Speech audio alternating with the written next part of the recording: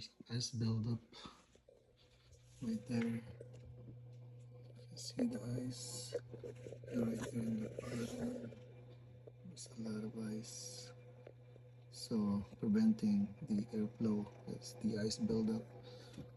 So we're gonna test the sensor evaporator inside just to see what's causing this error. So it's test 3. Let's see here. 1, 2, 3. Then we're gonna, yeah, so it thinks it's 51 degrees Fahrenheit, even though it's cold inside. With my thermometer. Yeah, see?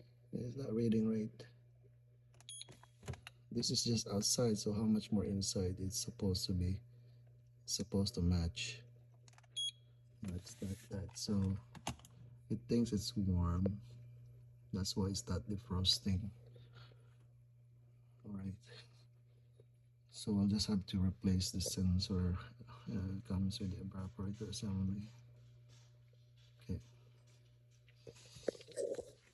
We're gonna exit the settings.